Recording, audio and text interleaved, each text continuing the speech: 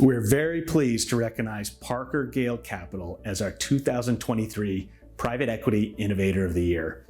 ParkerGale takes an integrated, forward-looking approach to private equity, managing the business of private equity like a business, engaging in due diligence with the objective of informing value creation, proactively partnering with their portfolio companies to create unique levels of value with speed and certainty, and strongly embraces the principles of ESG, knowing that being good for the world and good for investor returns can be one and the same. We visited ParkerGale at their Chicago headquarters and sat down with their partners Devin Matthews and Jim Milbury and principal on their operations team, Cass Ziebel, to discuss their innovative approach to private equity. Here's more of the story from the ParkerGale team.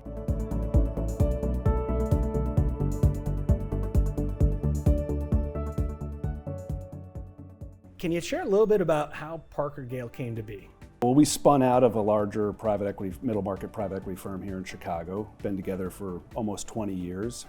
We invested in a bunch of different sectors, and in 2014, my operating partner and I decided that the world needed a small, focused private equity buyout shop, buying small software companies. Devin and I knew each other on a deal long before we became partners. So he was actually an associate on a software company that we had worked with. My old business partner ended up being the CEO of this business. And so he was the outgoing associate as I was involved in this deal. Fast forward a few years later, we had to find a home for this deal. And when Devin came back to CGP to do tech investing, he and I had already known each other. And the more we worked together, the more we realized the pairing up of somebody who really knew operations and somebody who was really a deal partner was the right way to go and to focus on a certain set of industries. And so that's how we focused on founder-owned software businesses. Our view was focus was better, small was better, and in keeping in what we had done over our careers, we decided to break out on our own. We're fortunate to have worked with a number of your team members, and we're really proud to say that they're all amazing, top to bottom, not only as people, but also private equity professionals. How have you all thought about building your team and marrying that with your approach to private equity?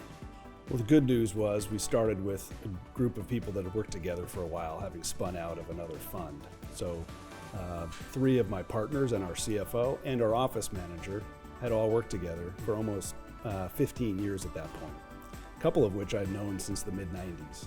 So we started with that core, and then what we were missing was adding more operating talent.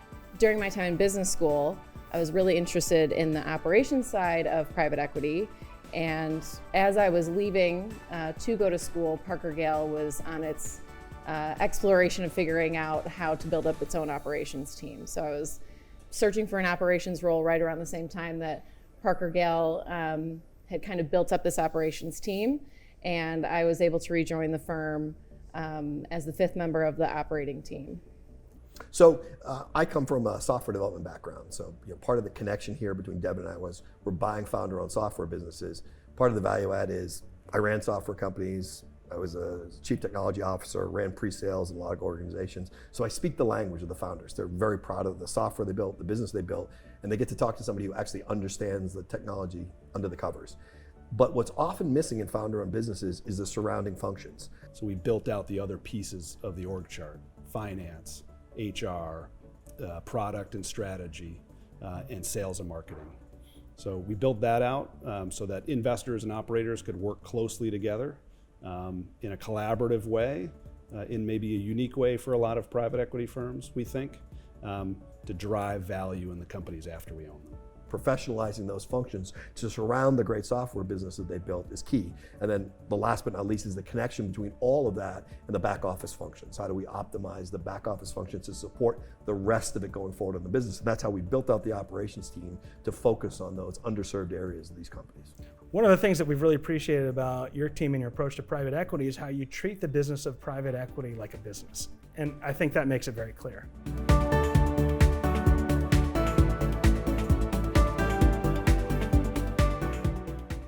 How does your team approach due diligence, and how do you use due diligence to inform your value creation plans? They're one and the same, really. We're a small firm. We do 1 or 2 investments a year, so we can really take our time to learn about the business, meet the business, because we're buying small founder-owned companies, often outside of a banked process, we're often at times creating the materials with the founder and then analyzing the materials at the same time. It's really about when we find things in diligence that give us opportunities to grow the business, let's make sure we hit the ground running on those functions.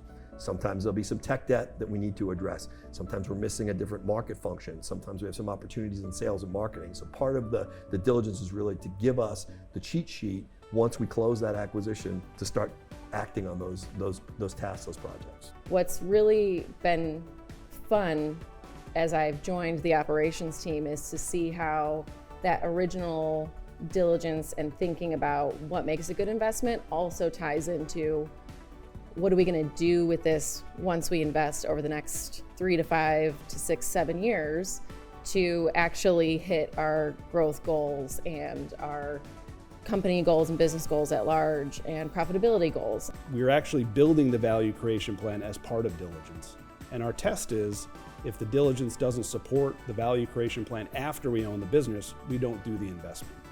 So you've done your work, you see what the vision of the future is for the business in its next stage of growth and development.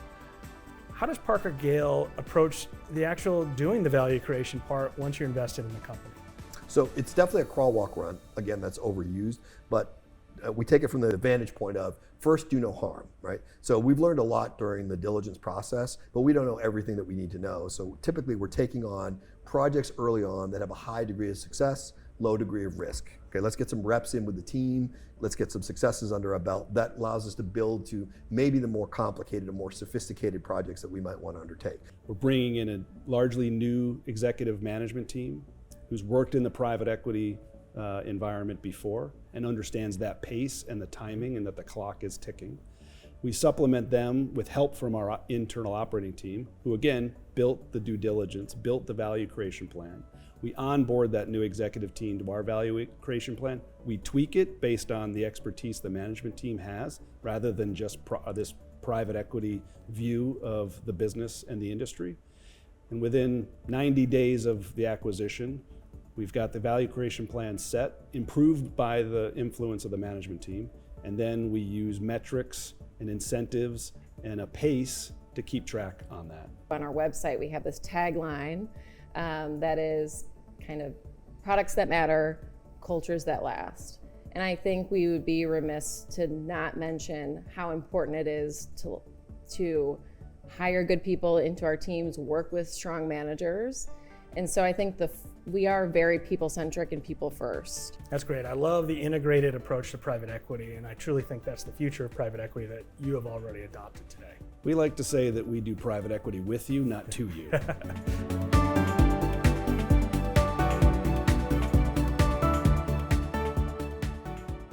One of the things that we've really come to appreciate is that ESG can be both good for the world and good for business. What is ParkerGale's approach to ESG? Here, people tend to already naturally believe that it is good for the world and it is good for business. And so when we started the conversation around ESG and if we should measure it and how we should measure it, what was really nice was it was a very supportive, collaborative, let's figure out how to do this environment, which shouldn't come as a surprise, but was still, we all felt very supported in being able to pursue it. ESG is a hot topic right now. And our view is, since our founding, we've integrated many of the principles of ESG into how we do business. As a software investor, the E is kind of squishy, right? We're not mining or manufacturing or using a lot of natural resources. So for us, it's really about carbon neutrality. So we started with ParkerGale. In the first quarter of 2023, ParkerGale will be carbon neutral. We're now rolling that out to our portfolio companies. We're here for a limited time. I think about this often now that I have had a daughter who's 9 months old, is what legacy am I leaving, not only in my job and how I spend my time in my day, but to the entire world with my job and how I spend my entire day. On the S side, that's just natural to what we do. So treating people well, pay equity, diversity, equity, inclusion, tracking the candidate pools, making sure that the right people and the companies are being rewarded, and that we're trying to build a diverse organization. Social, actually, one of my colleagues on the operations team, Jimmy, has been thinking about this naturally and making it part of the work that he does with the portfolio companies in his day-to-day job already. And so we were already doing employee engagement surveys. We were already thinking about diversity, equity, and inclusion. And so it was more of, how do we measure the impact or attempt to start to measure the things that we are already thinking about at our portfolio companies and already talking to them about. On the governance side, that definitely falls more naturally into the private equity world of, do you have these certain committees? How does this roll up? How does the structure work? Is there fairness? All of that. Is there impartiality? And I think the one easy win we had there was, what if we just put in an ESG committee at every company, and what an impact that could even make. Last year, we became a signatory to the UN PRI, which is important to us, and that gave us a framework for one, how we do ESG, two, that we actually have to report against it, and that it holds us accountable, that we do right by our companies, and that our companies adhere to the policies that we've asked them to follow.